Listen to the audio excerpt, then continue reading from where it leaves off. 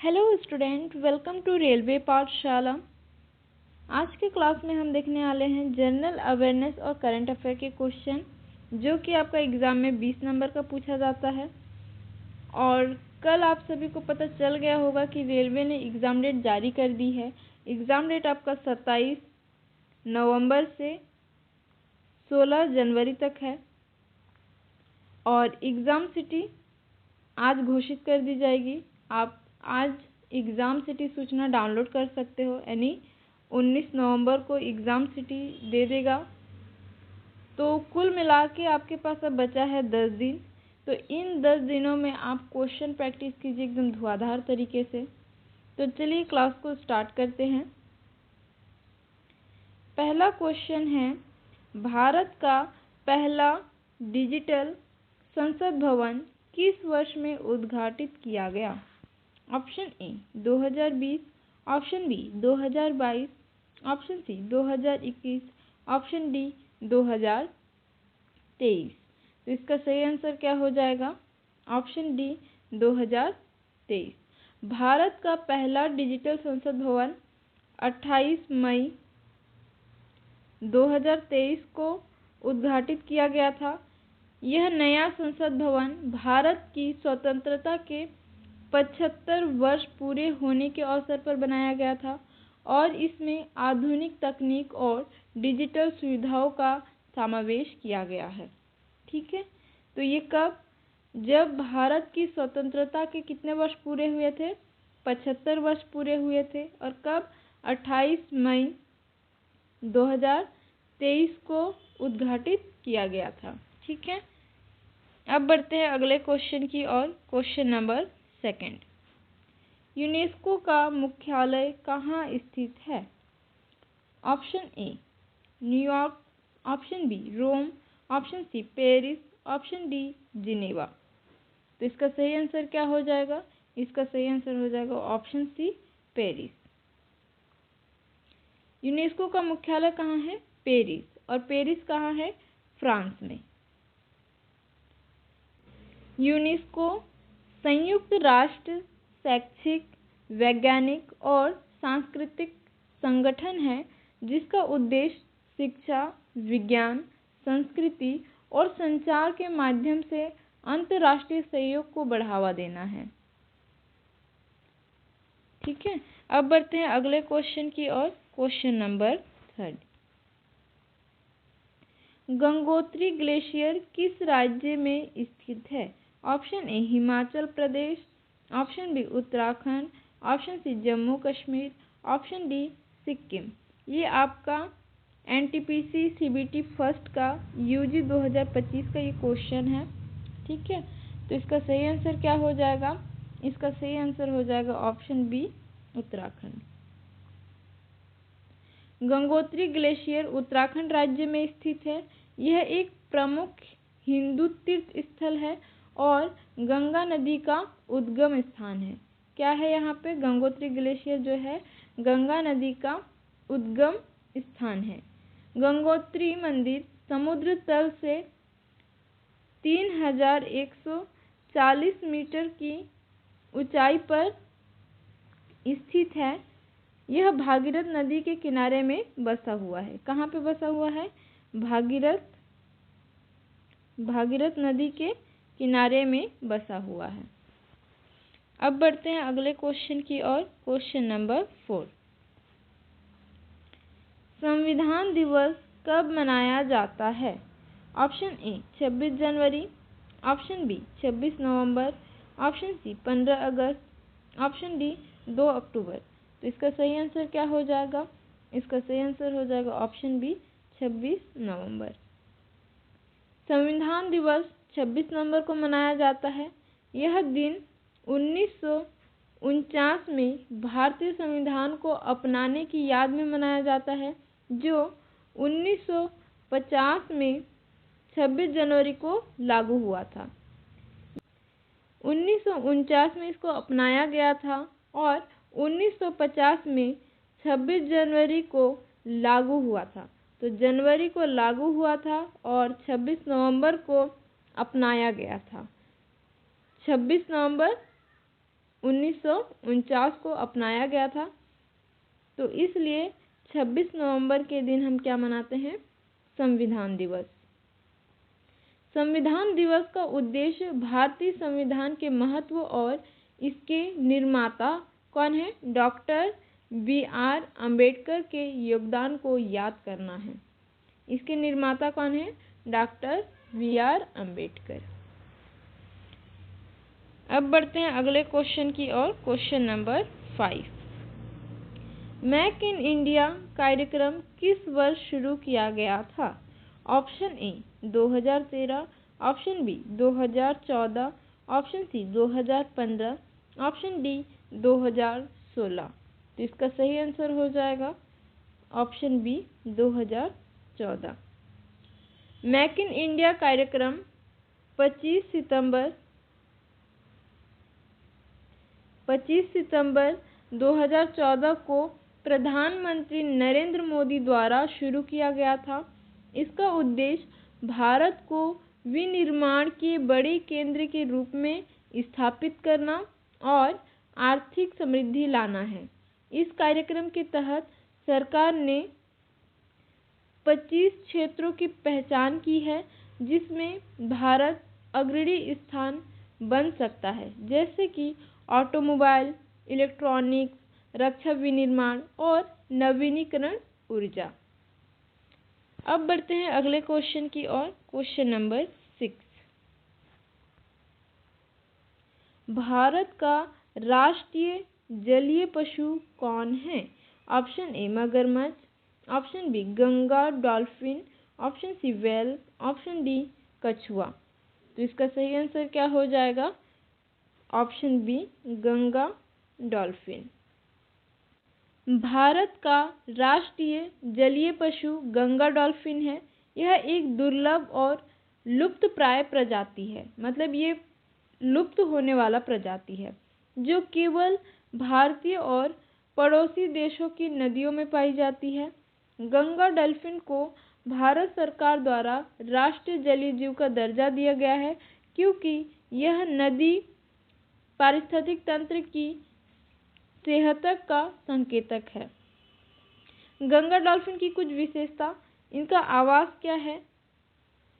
इनका आवास है गंगा नदी, ब्रह्मपुत्र, यमुना, घाघरा, कोसी, गंडक, रूपनारायण, चंबल आदि नदियों में ये पाई जाती है। और ये कैसी होती है? अंधी होती है, लेकिन अल्ट्रासोनिक साउंड वेव्स के जरिए शिकार करती है। गंगा डॉल्फिन कैसी होती है?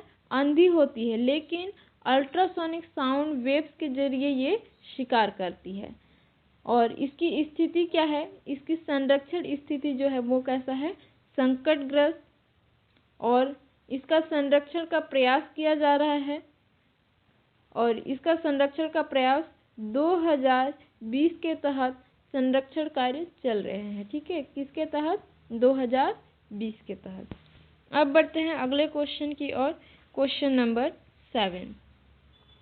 नीली क्रांति किससे संबंधित है? ऑप्शन ए गेहूं उत्पादन से, ऑप्शन बी मत्स्य पालन से, ऑप्शन सी दूध उत्पादन से, ऑप्शन डी पेट्रोलियम से।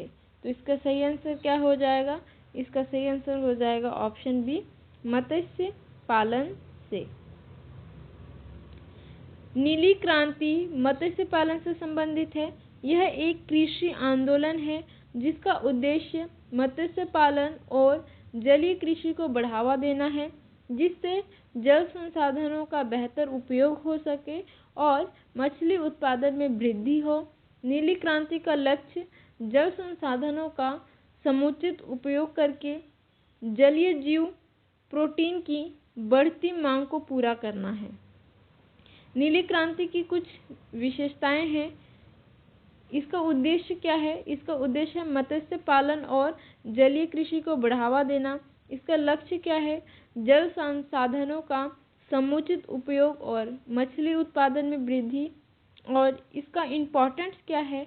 नीली क्रांति के क्या इम्पोर्टेंट है? इसका इम्पोर्टेंट है जलीय जीव प्रोटीन की बढ़ती मांग को पूरा करना है।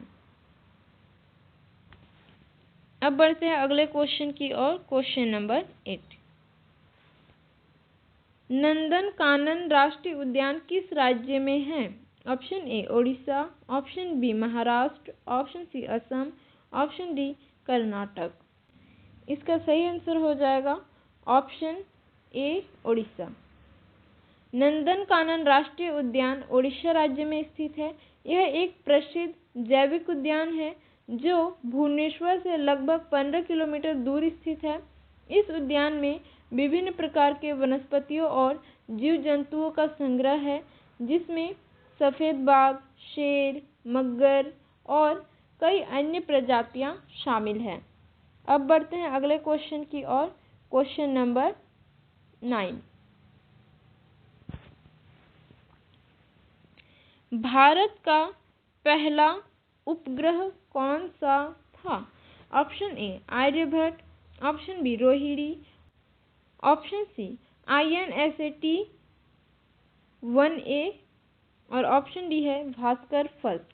तो इसका सही आंसर क्या हो जाएगा? इसका सही आंसर हो जाएगा ऑप्शन ए आर्यभट्ट। भारत का पहला उपग्रह आर्यभट्ट था, जिसे 19 अप्रैल 1975 को सोवियत संघ द्वारा लॉन्च किया गया था। यह उपग्रह पूरी तरह से भारत में डिजाइन और निर्मित किया गया था और इसका नाम महान भारतीय खगोल शास्त्री आर्यभट्ट के नाम पर रखा गया था। आर्यभट्ट उपग्रह का मुख्य उद्देश्य एक्सरे, खगोल विज्ञान, एरोनॉमी और सौर भौतिकी में प्रयोग करना था। आर्यभट्ट का लॉन्च स्थल क्या है? कापुस्टिन यार, सोवियत संघ। उपग्रह का वजन कितना था? 360 किलोग्राम। और इसका उद्देश्य क्या था? एक्सरे, खगोल विज्ञान, एरोनॉमी और सौर भौतिकी में प्रयोग करना। और रोहिणी जो है, रोहिणी भारत का पहला स्वदेशी उपग्रह था, जिसे 18 जुलाई 1980 को लॉन्च किया गया था। यह उपग्रह भारतीय अंतरिक्ष अनुसंधान संगठन इसरो द्वारा विकसित किया गया था। ऑप्शन सी की यदि बात करें, INSAT A1 जो उपग्रह है, ये भारत का पहला संचार उपग्रह था। ये भारत का पहला संचार उपग्रह था, जिसे 10 अप्रैल 1982 को लॉन्च किया गया था। यह उपग्रह भारतीय अंतरिक्ष अनुसंधान संगठन इसरो और फोर्ड एरोस्पेस द्वारा संयुक्त रूप से विकसित किया गया था। अब बात करते हैं भास्कर फर्स्ट का। तो भास्कर फर्स्ट भारत का पहला प्रायोगिक दूर संवेदन उपग्रह था, जिसे 7 जून 1979 को लॉन्च किया गया था। यह उपग्रह भारतीय अंतरिक्ष अनुसंधान संगठन इसरो द्वारा विकसित किया गया था। तो आर्यभट्ट इसका सही आंसर हो जाएगा। रोहिणी को भी इसरो ने और ऑप्शन सी को भी इसरो और फोर्ड एरोस्पेस द्वारा इसको संयुक्त रूप से विकसित किया गया था और भास्कर को भी इसरो द्वारा विकसित किया गया था। अब बढ़ते हैं अगले क्वेश्चन की ओर। Question number 10। प्रधानमंत्री जनधन योजना किससे संबंधित है?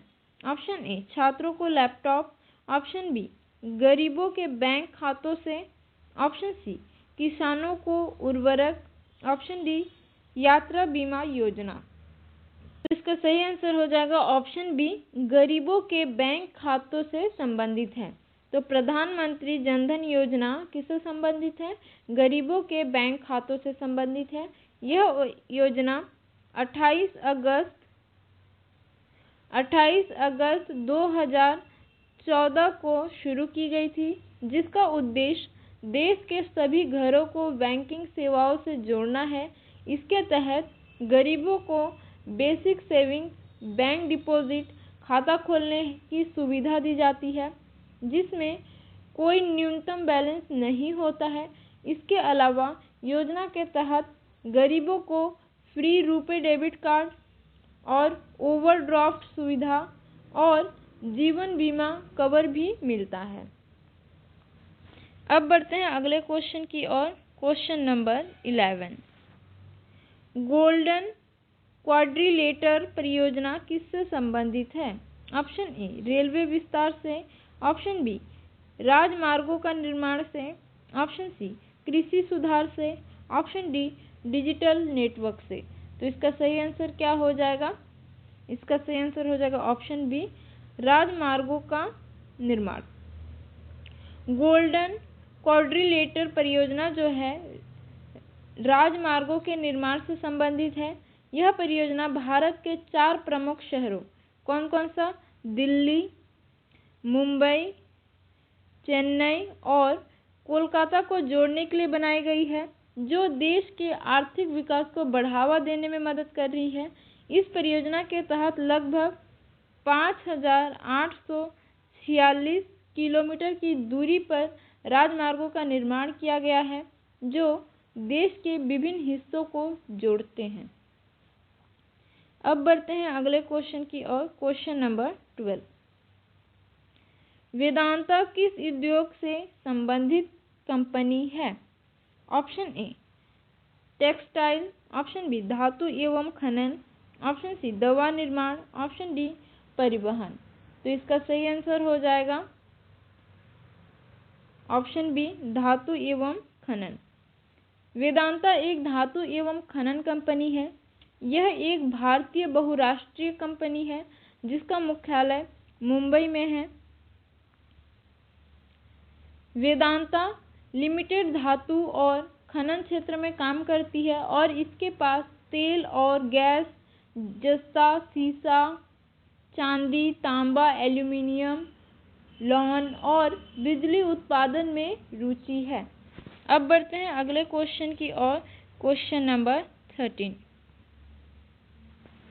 भारत का सबसे बड़ा राज्य क्षेत्रफल के आधार पर कौन सा है?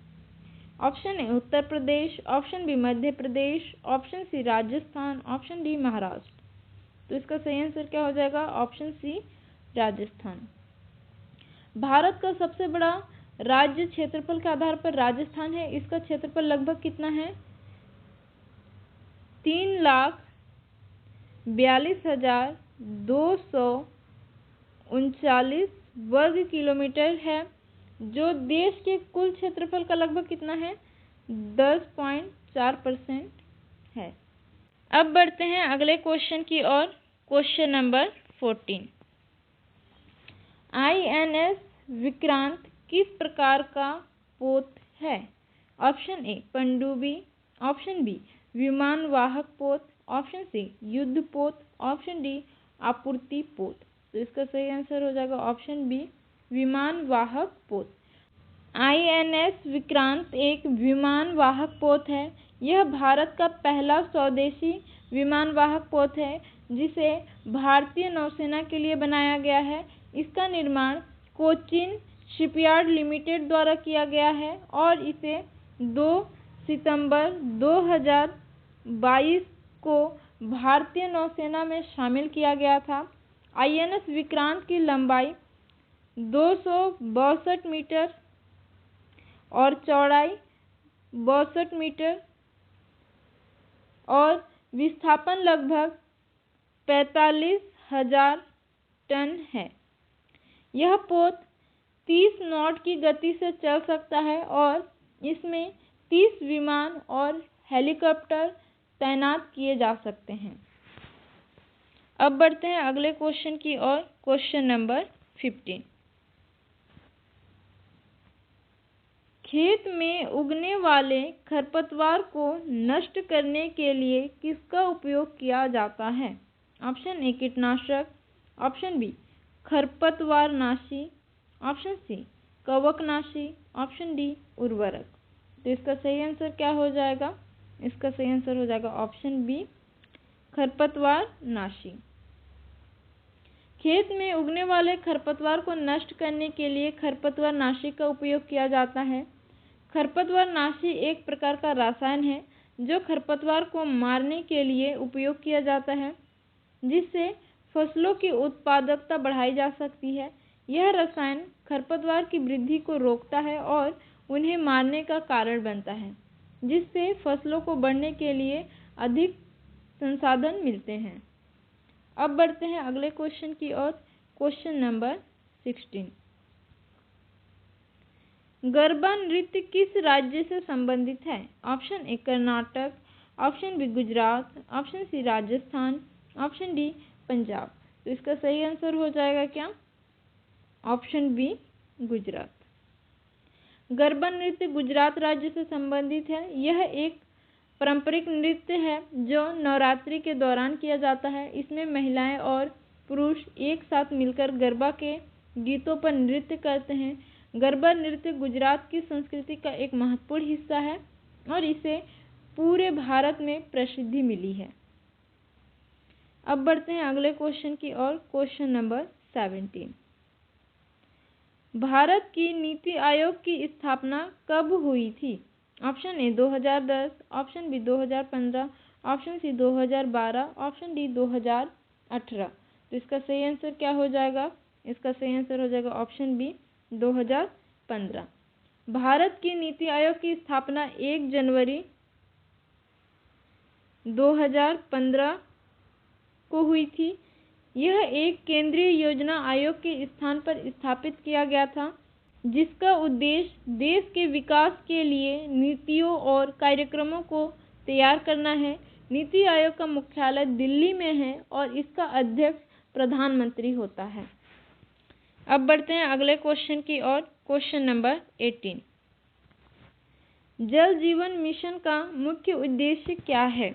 ऑप्शन ए सिंचाई बढ़ाना, ऑप्शन बी हर घर नल से जल पहुंचाना, ऑप्शन सी नदी सफाई, ऑप्शन डी बांध निर्माण। तो इसका सही आंसर क्या हो जाएगा? ऑप्शन बी हर घर नल से जल पहुंचाना। जल जीवन मिशन का मुख्य उद्देश्य हर घर नल से जल पहुंचाना है। यह मिशन 2019 में शुरू किया गया था, जिसका लक्ष्य 2024 तक देश के सभी घरों में पाइप से स्वच्छ पेयजल पहुंचाना है।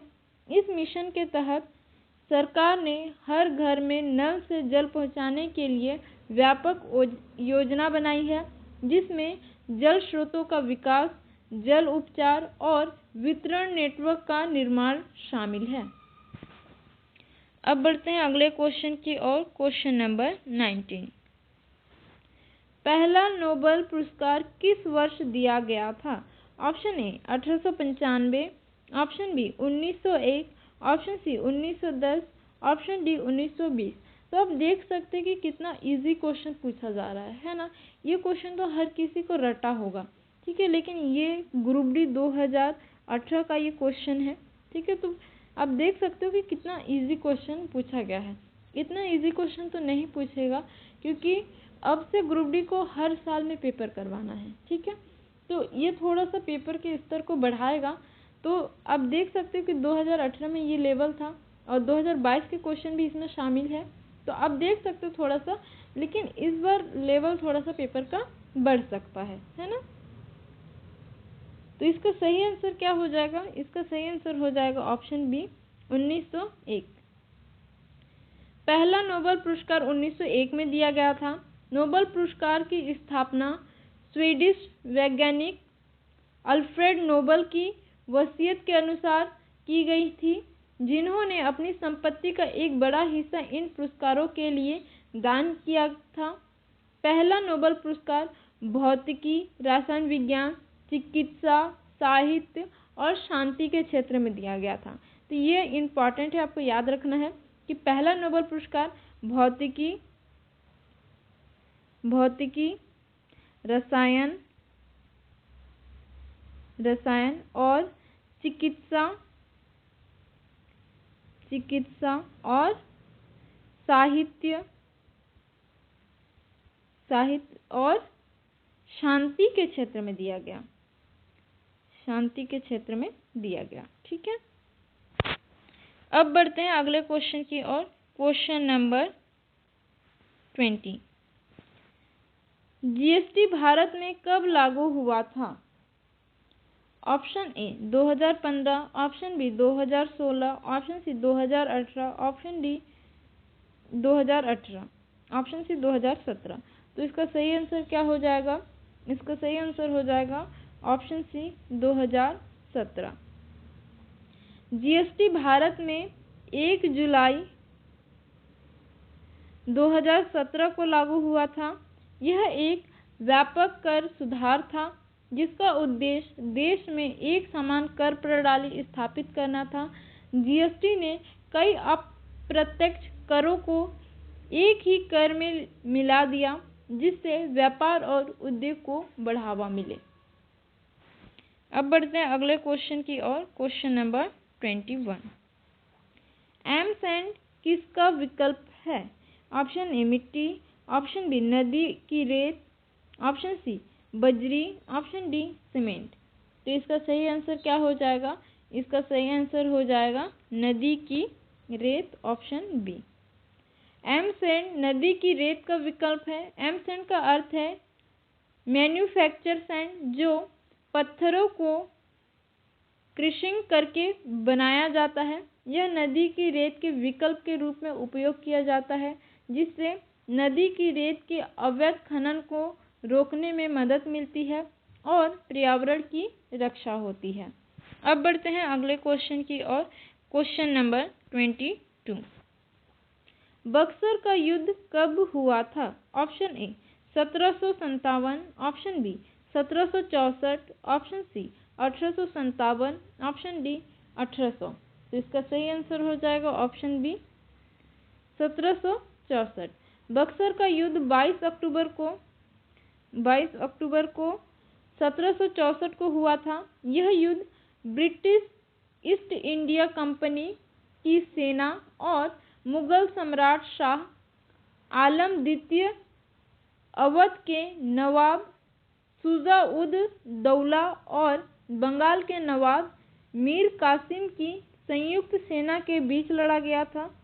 यह युद्ध बक्सर में हुआ था जो बिहार में गंगा नदी के किनारे स्थित है। कुछ और इम्पॉर्टेंट युद्ध है जो आपको एग्जाम के लिए याद रखना है, जैसे कि प्लासी का युद्ध। प्लासी का युद्ध कहाँ पे हुआ था? प्लासी का युद्ध हुआ था पश्चिम बंगाल में। और इसमें कौन कौन से शासक शामिल थे? इसमें ब्रिटिश ईस्ट इंडिया कंपनी और बंगाल के नवाब सिराज-उद-दौला के बीच में ये युद्ध लड़ा गया था। और इसमें जीत किसकी हुई थी? ब्रिटिश ईस्ट इंडिया कंपनी की जीत हुई थी। और ये युद्ध कब लड़ा गया था? 1757। अब बात करते हैं पानीपत का युद्ध का। पानीपत का तीसरा युद्ध कहाँ लड़ा गया था? पानीपत का तीसरा युद्ध लड़ा गया था हरियाणा में। हरियाणा के पानीपत में लड़ा गया था। इसमें अहमद शाह अब्दाली और मराठा साम्राज्य के बीच में यह युद्ध लड़ी गई थी। और इसमें अहमद शाह अब्दाली की जीत हुई और ये युद्ध लड़ा गया था आपका 1761 में। पानीपत का प्रथम युद्ध कब लड़ा गया था? पानीपत का प्रथम युद्ध लड़ा गया था 1526 में। और कहाँ पे लड़ा गया था? ये भी पानीपत हरियाणा में लड़ा गया था। और इसमें बाबर और इब्राहिम लोदी के बीच में ये युद्ध लड़ा गया था। और इसमें जीत किसकी हुई थी? बाबर की जीत हुई थी। अब बात करते हैं पानीपत का द्वितीय युद्ध। पानीपत का द्वितीय युद्ध हरियाणा के पानीपत में लड़ा गया था। इसमें अकबर और हेमू के बीच में ये युद्ध लड़ा गया था। इसमें भी अकबर की जीत हुई और ये युद्ध लड़ा गया था आपका 1556 में। और एक युद्ध है खानवा का युद्ध। खानवा का युद्ध खानवा राजस्थान में हुआ था। इसमें बाबर और राणा सांगा के बीच में ये युद्ध लड़ी गई थी और इसमें बाबर की जीत हुई और ये युद्ध हुआ था आपका 1527 में। और चौसा का युद्ध जो है वो चौसा बिहार में लड़ा गया था, बिहार के चौसा में। और इसमें शेर शाह सूरी और हुमायूं के बीच में ये युद्ध लड़ी गई थी और इसमें जीत शेर शाह सूरी की जीत हुई। और ये युद्ध 1539 में ये चौसा युद्ध लड़ी गई थी।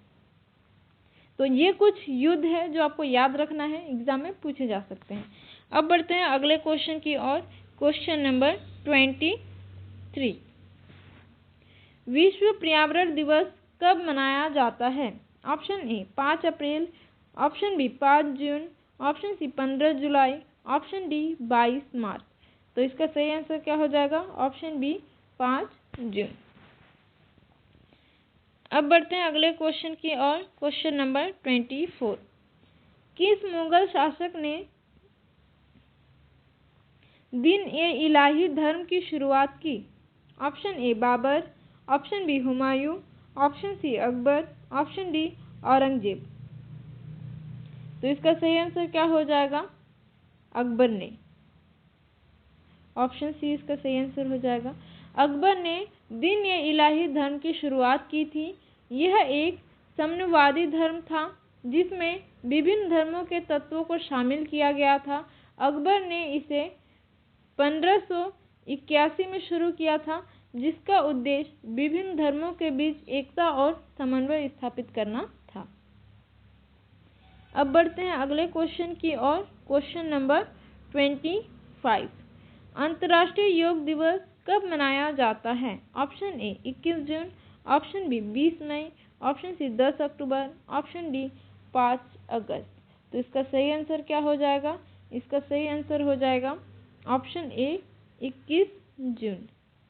तो अंतर्राष्ट्रीय योग दिवस कब मनाया जाता है? 21 जून को मनाया जाता है।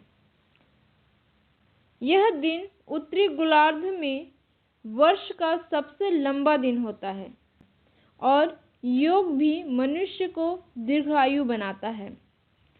11 दिसंबर 2014 को संयुक्त राष्ट्र के 177 सदस्यों द्वारा 21 जून को अंतर्राष्ट्रीय योग दिवस को मनाने के प्रस्ताव को मंजूरी मिली थी।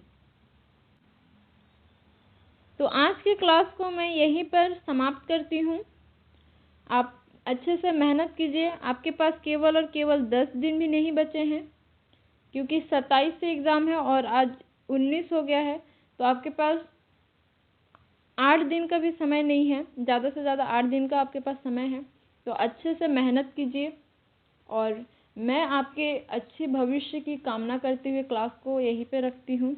यदि आप चैनल पे नए हो तो चैनल को प्लीज़ सब्सक्राइब कर लीजिएगा। वीडियो के लास्ट तक बने रहने के लिए आपका बहुत बहुत धन्यवाद। Thank you for watching.